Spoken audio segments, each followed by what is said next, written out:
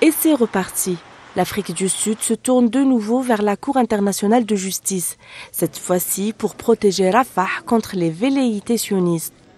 La CIG tient aujourd'hui et demain les audiences à la demande de Pretoria d'enjoindre l'entité sioniste de retirer son armée et de cesser immédiatement son opération terrestre à Rafah, une opération qu'elle a qualifiée de génocidaire menaçant la survie de 1,5 million de Palestiniens.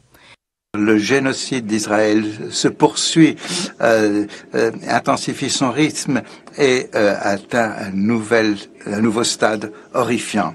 Israël a cherché à cacher ses crimes par l'instrumentalisation du droit humanitaire international. Cette demande formulée pour la 3e fois depuis décembre dernier vise à obtenir des ordonnances contraignantes pour l'entité sioniste, notamment un cessez-le-feu permanent à Gaza. L'occupation sioniste est tenue de prendre toutes les mesures efficaces pour permettre un accès sans entrave à l'enclave aux travailleurs humanitaires ainsi qu'aux journalistes et aux enquêteurs. D'adopter toutes les mesures effectives afin d'assurer et de faciliter l'accès sans entrave de Gaza aux Nations Unies et autres agents engagés en la fourniture d'aide humanitaire et d'assistance envers les populations de Gaza, ainsi qu'à des commissions d'enquête, des organes internationalement mandatés ou à des agents enquêteurs et journalistes afin de pouvoir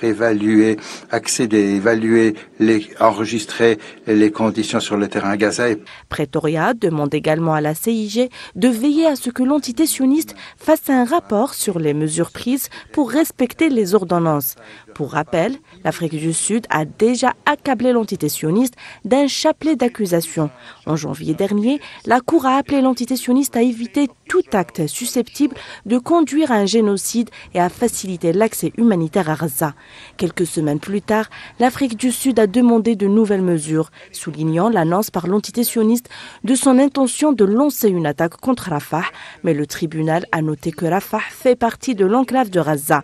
Une requête déjà prise en charge dans le cadre de la première plainte déposée par Pretoria. Les arrêts et les ordonnances de la Cour internationale de justice sont des mesures contraignantes, du moins en théorie, et sans appel pour l'entité sioniste. Une entité qui balaie d'un revers les décisions de toutes les instances internationales, aussi importantes soient-elles.